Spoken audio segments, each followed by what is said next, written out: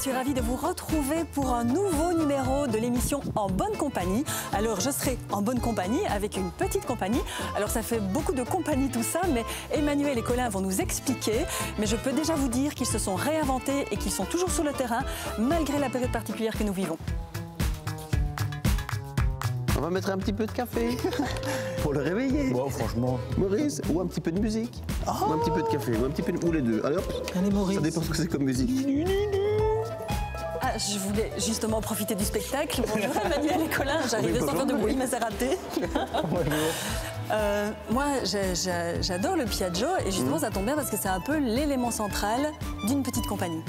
Exactement. Oui. Si on part du principe qu'en tout cas il voyage et qu'il va à des endroits où l'artistique ne va pas, oui, effectivement, c'est vrai que ça fait maintenant 1 an et demi, 2 ans qu'on l'emploie presque. Et justement pour ça, pour aller dans des endroits à la rencontre des gens.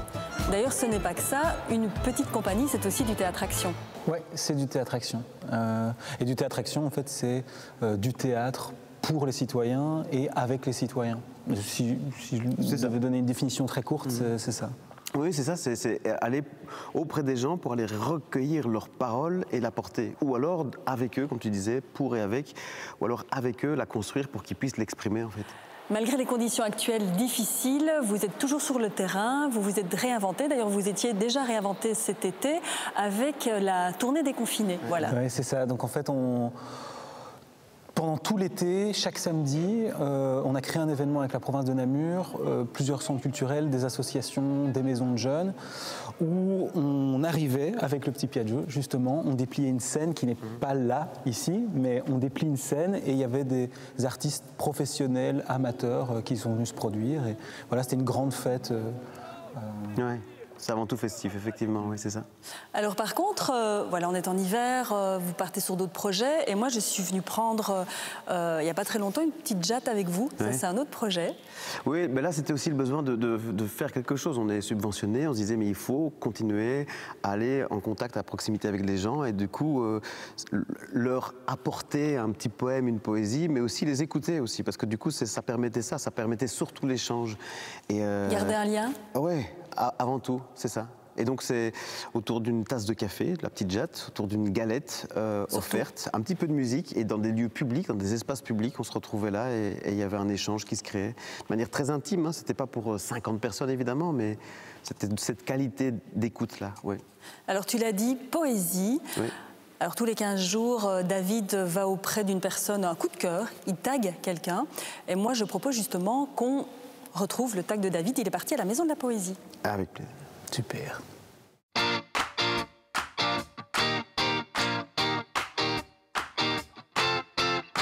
Salut Corinne et salut les amis. Alors aujourd'hui, direction Namur, plus précisément dans le centre piétonnier pour rencontrer notre nouvelle invitée. Allez, c'est parti.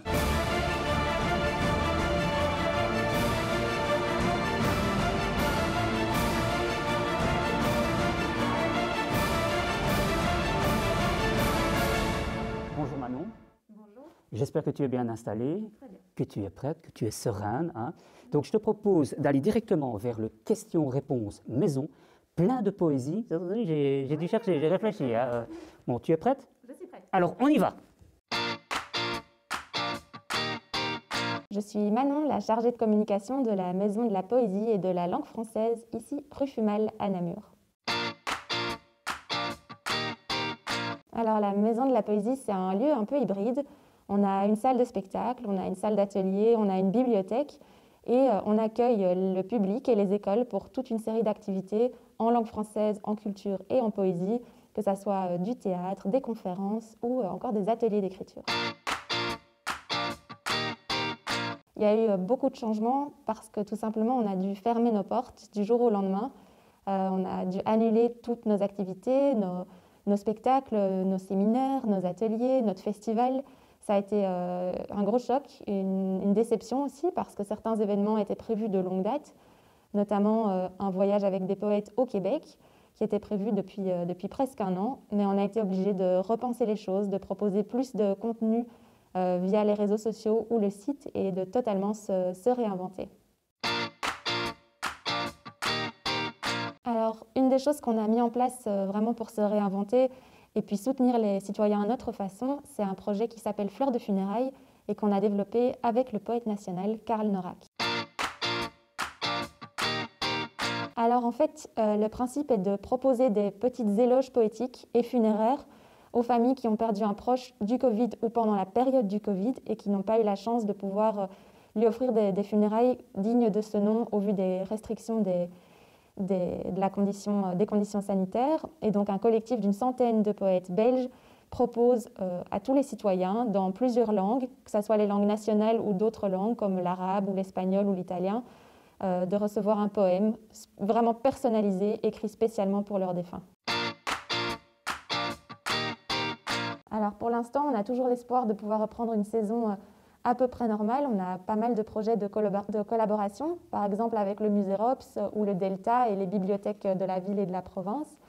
Mais on prévoit aussi des plans B, des projets digitaux, par exemple une résidence digitale pour terminer le projet Namur Québec. Mais beaucoup de choses sont encore en suspens malheureusement. Le mot de la fin, c'est qu'on est toujours là, nos portes sont fermées, mais on n'abandonne pas la communication avec vous, notamment sur nos réseaux sociaux, Facebook et Instagram, via notre newsletter, sur notre site. Ne nous oubliez pas, on revient très bientôt. Voilà Corinne, j'espère que cette petite séquence aura plu à ton invité et à toi. Et comme disait mon grand-père, la poésie c'est les mots du cœur traduits par des mots tout courts. Moi je trouve que c'est joliment dit. Et vous, vous en pensez quoi? La poésie, ça fait aussi partie d'une petite compagnie. La poésie, comme on le disait tout à l'heure, l'écoute, ça, je crois que c'est ça en fait, c'est être à l'écoute et personnaliser. C'est pas quelque chose qu'on va jeter aux gens, la culture, c'est aussi une possibilité d'être dans un échange, dans un réel échange. Et j'ai vraiment le sentiment que dans ce travail qui est là, parce que ça reste un travail, c'est d'humaniser tout ça, quoi. Que ce soit pas une distance folle, quoi. C'est accessible. Et plus aujourd'hui que jamais, j'ai l'impression que cette accessibilité, elle est essentielle. C'est vraiment une toute belle initiative, l'initiative de la Maison de la Poésie, mais une autre très belle initiative, c'est la vôtre, avec votre Petite Évasion. Alors, dans Petite Évasion, on a Évasion. Oui, exactement. On va s'évader à fond. On va essayer. Non, mais en fait, on incarne deux voleurs qui se baladent avec cette espèce de petit tuk-tuk. Et on est mandaté par le juge pour rendre les objets qu'on a volés, en fait. Et notamment notre petit poisson, Maurice. Et du coup, en fait, on va déambuler dans les rues et proposer ce spectacle à un couple, ou des gens, en tout cas, pas un grand public parce qu'on peut pas.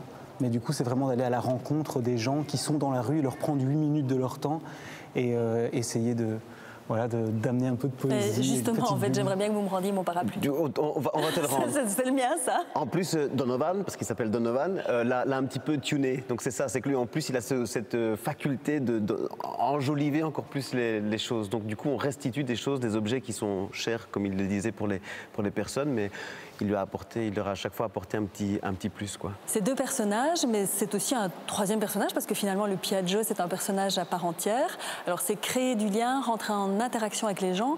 Tout ça, finalement, c'est toujours du théâtre-action. C'est ça. La thématique ici essentielle, c'est que dans cette année 2020, on a tous perdu un essentiel, que ce soit un être humain, quelqu'un de cher, que ce soit du travail, que ce soit la santé, que ce soit la liberté, le sourire. Et donc, du coup, on a été chercher chez les gens des choses qui, soi-disant, évidemment, c'est du théâtre, leur étaient chères. Et puis après, on les distribue, comme Colin l'expliquait. Et ça, c'est la thématique qu'on voulait vraiment offrir là aujourd'hui, de leur poser la question aux gens, qu'est-ce que vous avez perdu? Et donc, cette récolte de témoignages aussi qui est propre au théâtre action pour justement être dans l'échange, l'interactivité. Ouais, moi j'ai perdu mon parapluie, mais on va te le rendre après. J'espère bien. Viens le chercher.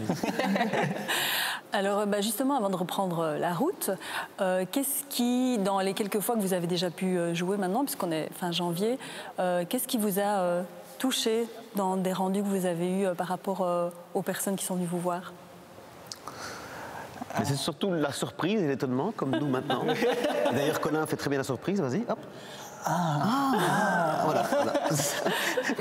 Mais que nous, on peut voir voir, c'est-à-dire que le fait de voyager comme ça, il y a de surprendre les gens avec le gueulophone, d'avoir cette lumière, le gyrophare, d'avoir ce son, etc.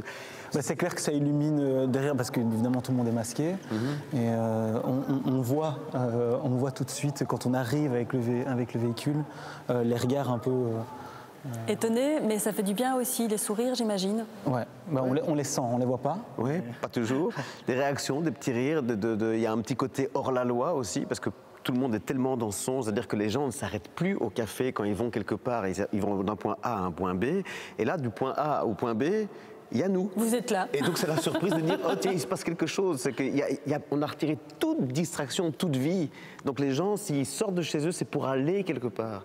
Et là, ici, on est là en surprise en disant, hey, restez éveillés les gars, il y a des choses qui se passent. Voilà, vous êtes sur le chemin. On essaye en tout cas, ouais, de... Et vous comptez être sur le chemin aussi, parce que bon là, on a eu une petite jatte, on a eu la tournée des confinés, une petite évasion. Est-ce qu'on aura la grande vadrouille?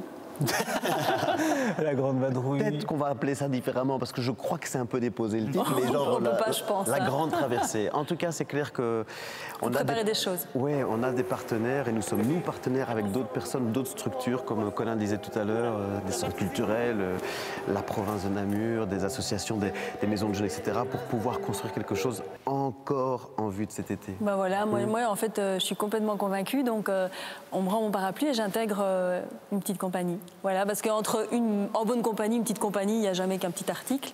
Oui. Et voilà, donc je prends possession du Piaggio. Je t'en prie. Peut-être pas du Piaggio, on va le conduire. C'est un triporteur, un moteur 2 temps. D'accord, est-ce que ça veut dire que vous ne m'acceptez pas dans la compagnie? Si. Est-ce que ça va si tu es derrière? Parce qu'il n'y a vraiment que 2 places toutes serrées devant. Donc ok, super, on y va. Ça va, ça fait Mary Poppins, je t'en prie. Est-ce que tu veux qu'on t'aide un petit peu? Ah oui, je veux bien. Parce que oui, pour monter, ça va pas être facile. Voilà. Ah, ben voilà, j'y suis. Si tu veux, ne t'assieds surtout pas là-dessus. Tu peux t'asseoir là-dessus si tu veux. Mais l'autre, et ne renverse pas Maurice. Oh, pardon. S'il te plaît, ne renverse pas Maurice. Attention. Attention, 6. Voilà. Allez. On y va. Voilà. Et hop.